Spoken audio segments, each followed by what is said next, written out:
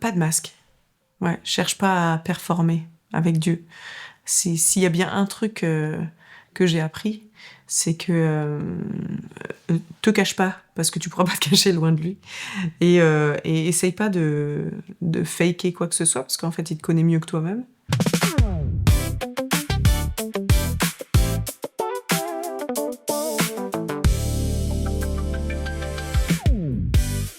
Bienvenue dans ce nouvel entretien de Nous sommes chrétiens, le média qui raconte les histoires de chrétiens ordinaires habités par l'extraordinaire. Ici, on raconte simplement comment la foi transforme la vie quotidienne dans toute son authenticité. On donne la parole à des leaders comme à des anonymes parce qu'on croit que Dieu fait des choses extraordinaires dans la vie de gens ordinaires. Si ce contenu vous édifie et vous encourage, je vous invite à le partager autour de vous ou à laisser un commentaire et une note. Ça nous encourage énormément, mais surtout ça permet de faire connaître ce média à d'autres personnes qui pourraient en avoir besoin. Vous pouvez nous retrouver en vidéo ou en podcast. Je vous invite donc à vous abonner à notre newsletter pour ne louper aucun épisode. Allez, sans plus attendre, je vous souhaite une très bonne écoute. Anne-Clémence, bonjour. Bonjour. Merci beaucoup de me recevoir. J'aime bien commencer ces interviews par une question qui est assez simple. Pour toi, c'est quoi être chrétienne aujourd'hui ? Être chrétien, c'est un défi. Voilà. Je pense que on est dans un monde où, où tout est rempli de propositions, mais de trouver quelque chose de plus grand que ce monde-là et de s'y tenir dans un monde avec plein de propositions, c'est pas évident.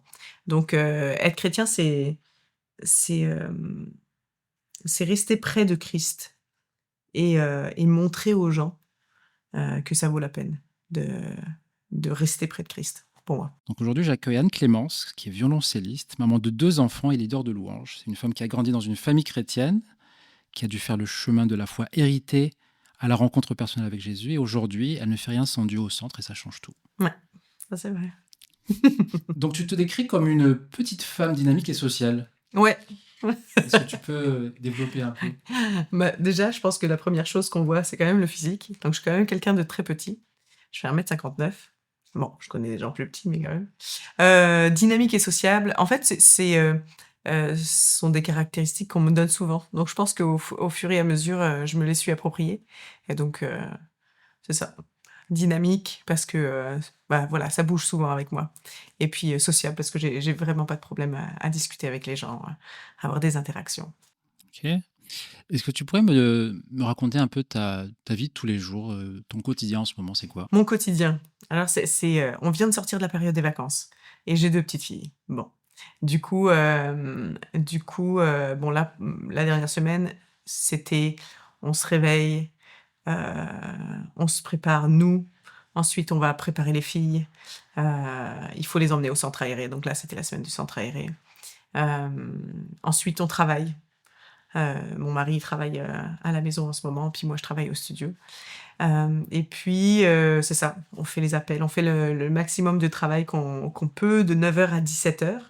Puis à 17h, ça y est, on prend la route. Je vais chercher mon mari, on va chercher les filles, on est dans le tunnel du soir. Il faut faire le bain, il faut faire, le repas, il faut faire, le pyjama, enfin bref, toute la routine du soir. On couche les filles et là, je te dirais, là, c'est chouette quand on doit coucher les filles et on se pose, on mange avec mon mari, puis, c'est notre temps à nous, à la fin de soirée, quoi. Clap de fin de la journée. Ça, c'est une grande journée. Tu es donc musicienne. Oui. Est-ce que tu peux me raconter un peu ton parcours de musicienne ? Ouais, j'ai commencé quand j'étais petite. Donc en gros, ma vie de musicienne, elle était un peu inattendue. C'est-à-dire que j'avais pas prévu d'être musicienne à la base. C'était pas dans mes plans. J'ai grandi dans une famille quand même. On est une grosse famille. On est 8 enfants. Mon papa est leader de louanges. Ma maman très investie à l'église et aussi elle aime beaucoup la musique. Et moi, je suis la dernière. Donc en fait, je suis allée, j'ai suivi un peu le pas de tout le monde. C'est-à-dire que tout le monde est allé au conservatoire, moi aussi je suis allée au conservatoire.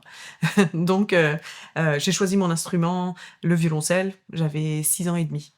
Et quand j'ai choisi cet instrument-là, je savais pas ce que ça allait donner, enfin j'imaginais même pas, là où ça allait m'emmener. Donc en fait, parallèlement à l'école, j'ai fait du violoncelle. Et puis, j'étais douée. J'étais douée, mes profs disaient ça, mes parents disaient ça, mais bon, quand c'est les parents, ça compte pas. Et donc à un moment, j'ai voulu arrêter le violoncelle. Ma mère, elle m'a dit: «Non, t'arrêteras pas». J'avais 14 ans. Elle a bien fait.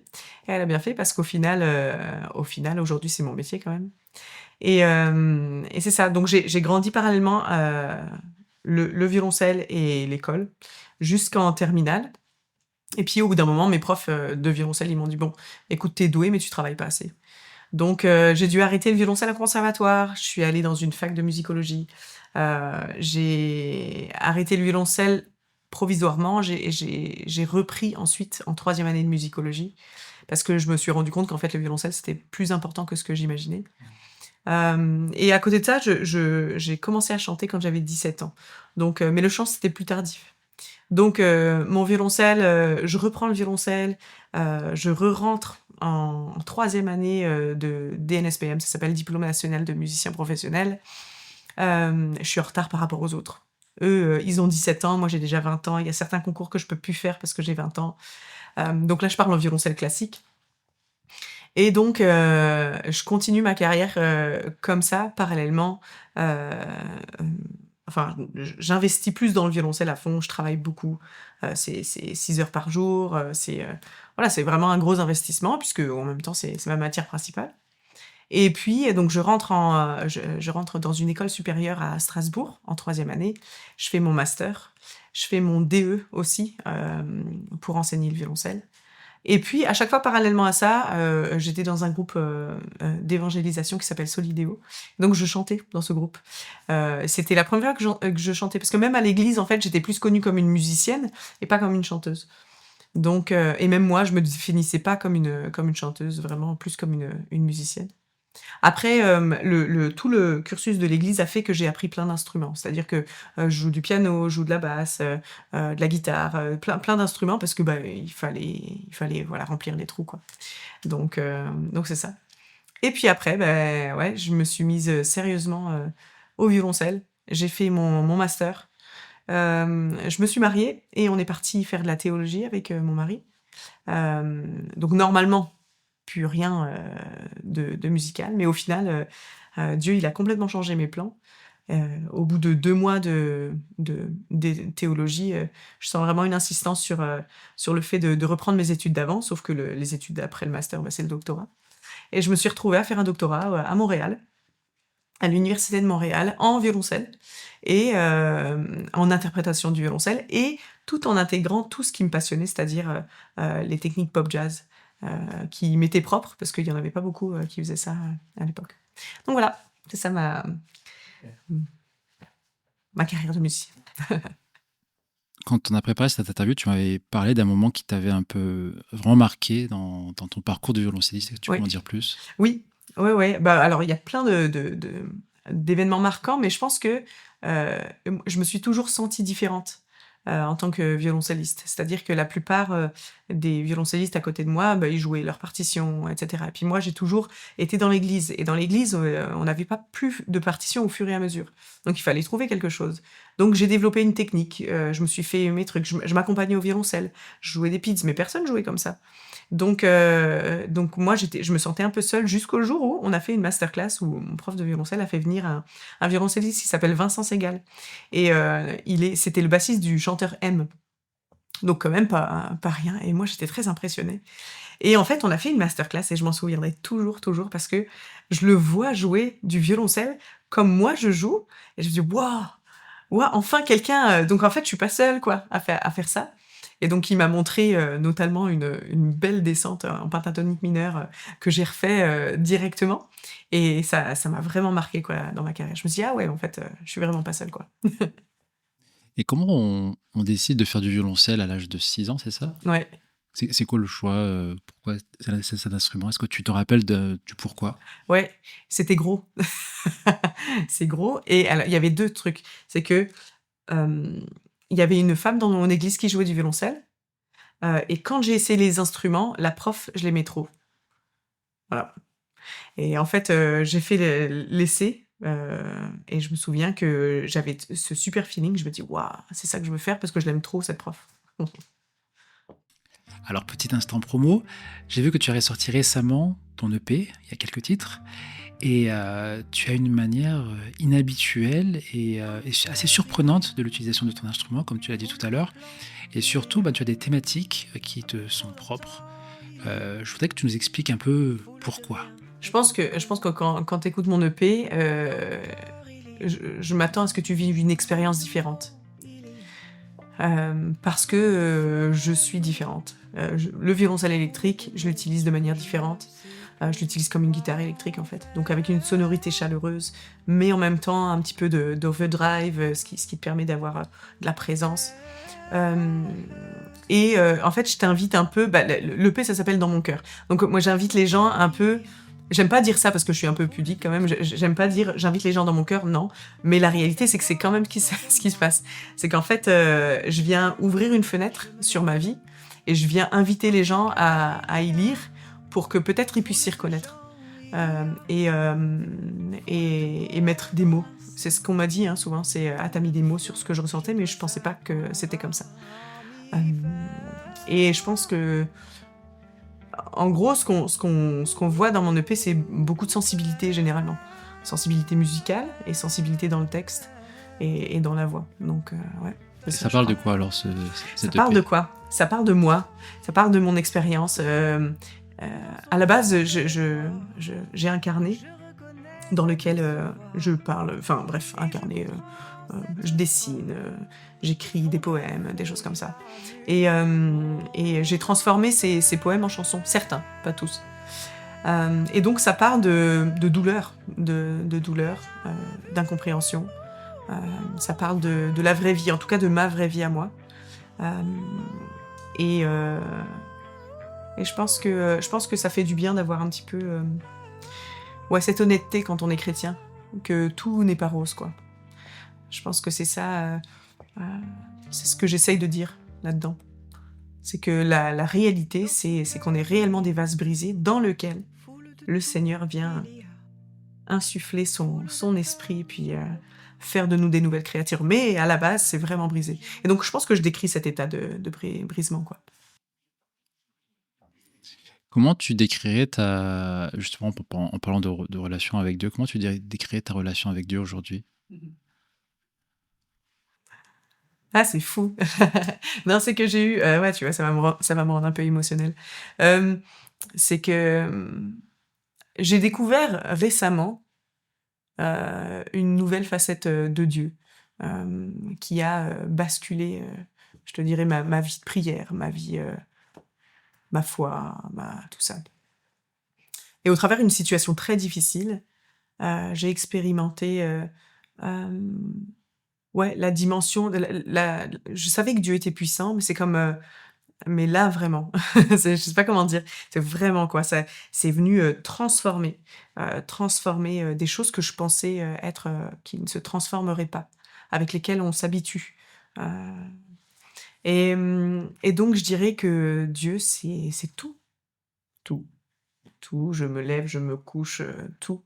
Tout fait, Dieu, il est avec moi tout le temps. Je peux pas me séparer de ça, quoi, ouais. Alors, je comprends bien que Dieu, en effet, c'est tout, mais ce qui m'intrigue dans ce que tu dis là, c'est que comment tu décrirais cette relation? Oui, Ouais. comment tu expérimentes le fait que Dieu est partout? Ouais. Écoute, je pense que ça commence par une relation. C'est important, cette relation, parce que c'est ça qui détermine tout ton environnement. C'est comme si je passe avec du temps avec mon mari, bon, tout va être en rapport avec mon mari ou mes filles. Donc, si je passe du temps avec Dieu, tout va être influencé par cette relation avec Dieu. Donc, moi, je prends soin de cette relation. Ça, c'est mon objectif principal. C'est-à-dire que tout comme tu vas aller parler à ta femme ou à tes filles, moi je vais aller parler à Dieu. Et je me lève, je parle à Dieu. Et ça va pas, je vais aller parler à Dieu très rapidement. Parce qu'il est avec moi. Disons que ouais, c'est ça. Je lis sa parole, je lis la Bible. Parce que ça me nourrit, ça nourrit ma foi. Je loue beaucoup avec mes instruments. Je passe du temps dans la prière. Ouais, je fais en sorte de je suis très intentionnelle dans le fait de développer cette relation. Ça, c'est très important pour moi. Est-ce qu'on pourrait revenir un peu à ta première fois quand tu as découvert Dieu? Tu as grandi dans une famille chrétienne, Mmh. tu as eu vraiment cet environnement où tu vois ce que c'est l'Église, tu vois ce que c'est une famille qui est chrétienne. Toi, ta relation avec Dieu, elle démarre à quel moment? Est-ce que tu t'en rappelles? Oui, moi comme j'ai une maman qui m'a beaucoup enseigné dans les voies de Dieu, très rapidement elle m'a dit, heu, Clémence, parce que c'est comme ça qu'elle m'appelle: «Prends un carnet, écris tout ce que Dieu te dit». Donc quand j'étais petite, pas petite, je dirais plus, 11 ans, tu vois? Je me souviens, d'avoir, reçu des choses, tu vois? Et après ça s'est confirmé au fur et à mesure. Donc je te dirais, ma rencontre avec Dieu, ça s'est fait, au fur et à mesure. C'est marqué par certaines expériences, marqué par des paroles, par un verset, par, ouais, par, ouais, des petits miracles à ma hauteur, de jeunes personnes, tu vois? Est-ce qu'il y a eu un moment où tu as eu comme un tournant qui t'a fait, ou un des premiers tournants qui t'a fait révéler Dieu d'une autre manière et qui a transformé un peu plus ta relation? J'ai bien compris qu'elle a beaucoup évolué et elle évolue encore. Est-ce qu'il y a des moments marquants dont tu te rappelles qui... Oui, je pense que ce qui m'a marqué heu, le plus dans ma relation avec, Dieu, c'est que j'avais quand même une vision d'un Dieu, sévère. J'avais la vision d'un Dieu, ouais, sévère, c'est vraiment le terme, quoi. Et qui ne laisserait rien passer. Et quand, j'ai fait des expériences qui étaient, voilà, qui sortaient du cadre, heu, de la volonté de Dieu, quand je tombais dans des trucs, moi j'étais persuadée que j'allais tout perdre. Et j'ai découvert que non, en fait. J'ai découvert un Dieu de grâce et un Dieu d'amour que je connaissais pas quand j'étais plus jeune. Donc quand j'avais, 17-18 ans et que, voilà, je faisais, mes bêtises, des choses où je sais que ça plaisait pas au cœur de Dieu, j'avais peur de revenir déjà vers lui. Mais ce que j'observais, c'est qu'il y a des gens qui, malgré ça, ont continué à me faire confiance, à me rappeler dans des projets, dans des trucs comme ça parce mais et alors qu'ils savaient. Et ça a été déterminant dans ma façon de voir, Dieu. Parce que ça m'a montré que, Dieu, il est pas comme moi je crois qu'il est. C'est-à-dire, c'est pas l'image que je projetais sur lui, au final. Alors c'est vrai qu'on a vraiment un Dieu de grâce et d'amour. Est-ce que tu pourrais me raconter, me remettre un peu en tête le chemin? Le chemin. Donc tu es né en France. Je suis née en France, voilà, c'est ça. Je suis née en France, en Champagne-Ardenne. Ensuite, je suis partie à Strasbourg pour mes études et là, j'ai rencontré mon mari. Et quand, on avait ce désir tous les 2 de servir Dieu et donc et de se former surtout. Donc on est partis au Québec, à l'Institut Théologie pour la francophonie, pendant 5 ans. Là-bas, on a eu notre première fille et j'étais enceinte de notre, 2e. Ensuite, après 5 ans, on est rentrés à Strasbourg pendant 3 ans et là, on vient d'emménager à Montpellier, pour rejoindre l'implantation de l'Église Nouvelle Vie du Québec qui vient s'implanter en France et nous on a le Seigneur il nous a hop, allez on y va. Donc on a quitté Strasbourg, on a quitté le confort, puis on est parti là, Montpellier, depuis, ça va faire 8 mois là. J'interromps quelques secondes cet épisode pour vous remercier et vous dire que si ce contenu vous édifie et vous encourage, je vous invite à le partager autour de vous, laisser un commentaire, une note parce que ça nous encourage énormément, mais surtout, ça permet de faire connaître ce média à d'autres personnes qui pourraient aussi en avoir besoin. On reprend tout de suite l'épisode, bonne écoute. Ouais, tu viens de me parler, de me partager par rapport à votre déménagement dans le sud. Ça a été un défi? Oui, ouais, ouais, déménager, loin de bon alors on était déjà partis, hein, au Québec, loin de la famille, mais là, il y avait nos parents qui étaient dans la région, donc bon, c'est quand même un gros atout, hein et nos amis depuis longtemps. Donc repartir, redéménager, recommencer encore, Sachant que aussi,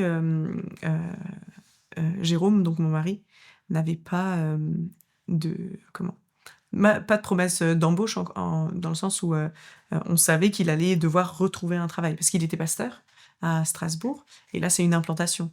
Donc pas de voilà, le but c'est pas de l'embaucher, c'est pas nous, on n'est pas le couple pastoral principal. Donc ouais, c'était, tout un défi, enfin, ouais, pendant les premiers mois là. On l'a senti passer, ce déménagement. Puis même pour les filles, voilà, c'est un déracinement, quoi. Mais bon, on sait pourquoi on le fait, puis on est très content, puis, ouais, non, franchement, ça vaut le coup. Comment tu, si on revient après sur le sujet justement de la foi, comment toi tu partages ta foi aujourd'hui? Hem, j'impose pas ma foi, mais effectivement, en fait, je peux pas me dissocier d'elle.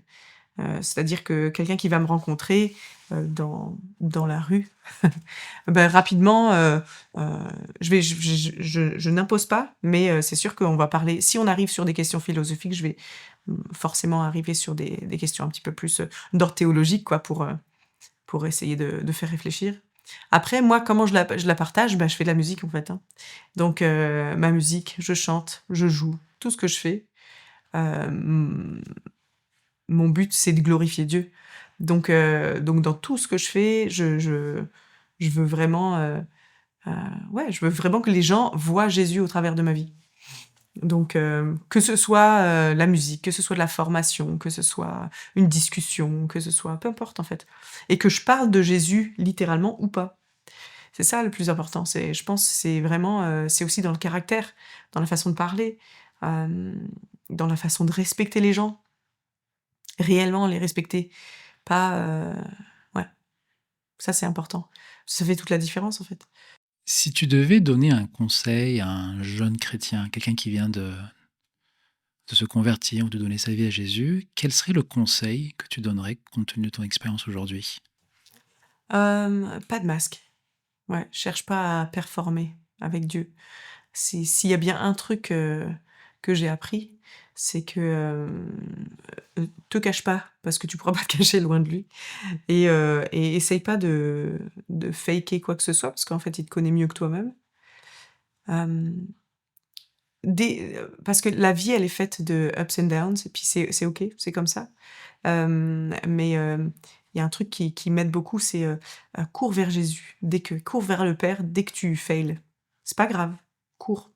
Parce qu'en fait, au plus tu retiens le temps, quand tu as chuté, au plus en fait, tu t'embourbes dans un espèce de cercle vicieux. Alors que dès que tu retournes vers le Père, ça veut pas dire qu'il y a pas de conséquences à tes actions, mais ça veut dire que, tu as la grâce absolue qui est là et ça, c'est le plus grand, ouais, la plus grande, le plus grand des cadeaux, je pense. Avant de finir, est-ce que tu pourrais, nous partager une expérience qui t'a récemment marqué, où tu as vu, Dieu à l'œuvre? Ah bah là, ça m'a marqué, oui. Parce que je pense que, j'ai passé beaucoup de temps à prier pour ça, hem, pour ce week-end-là, et j'ai été marquée d'à quel point, le Seigneur est fidèle. Heu, c'est-à-dire que quand tu fais ce qu'il faut, simplement rester dans sa présence. Encore une fois, il y a vraiment pas de question de performance, c'est ça qui est assez incroyable. Mais quand tu restes dans sa présence, il s'occupe du reste et puis il t'utilise que tu le tu le veuilles ou non. Et en fait, ce qui m'a marqué, je pense, c'était la manière dont il m'utilisait. C'est que je sentais vraiment cette proximité que j'avais, rarement sentie, tu vois? Enfin non, j'ai déjà senti cette proximité, mais vraiment c'est comme si, bah, voilà, il était avec moi, puis ce qu'il disait, bah, je le disais par sa grâce, puis très simplement. Et puis, à la fin de la journée, c'était une grosse journée, hein, parce que je devais prêcher le matin, après je devais enchaîner avec des formations, donc c'est quand même intense, quoi. Hem et là, le soir, on avait une soirée Holy Spirit, donc vraiment très, voilà, où, on m'avait demandé justement, beh, «Montre-nous». C'est pas évident ça, hein? Donc et moi j'avais beaucoup de pression, je m'étais dit: «Ah Seigneur, que je suis fatiguée». je suis fatiguée. C'est-à-dire, qu'est-ce que tu veux que je fasse? Il me faut du discernement, il faut beaucoup de discernement pour savoir, qu'est-ce que tu veux, où tu veux aller, comment tu veux faire, pas manipuler, pas c'est trop facile ça. Donc à ce moment-là, j'étais vraiment en mode: «Waouh, Saint-Esprit, si tu fais pas quelque chose, bah, je sais pas, je sais pas quoi faire». Et j'ai expérimenté encore une fois, sa grâce, quoi. On a vécu vraiment des bons moments où le Saint-Esprit, il soufflait, tu sais, comme cette petite voix, puis qui disait: «Beh, attends, arrête de parler». Un truc tout simple, hein. «Arrête de parler, écoute». Et je pense que ça m'a marquée et c'est l'expérience la plus récente. Là, c'était il y a quelques semaines. Merci beaucoup Anne-Clémence. Si cet épisode vous a touché, je vous encourage vraiment à le partager. Partagez-le à quelqu'un qui en a besoin, à quelqu'un qui se pose des questions ou simplement à quelqu'un que vous aimez. Laissez-nous un commentaire pour nous dire ce qui vous a marqué ou même poser une question à Anne-Clémence. Et si vous ne l'avez pas encore fait, abonnez-vous à notre newsletter pour recevoir les prochains épisodes directement dans votre boîte email. Le lien est dans la description ou sur noussommeschrétiens.fr.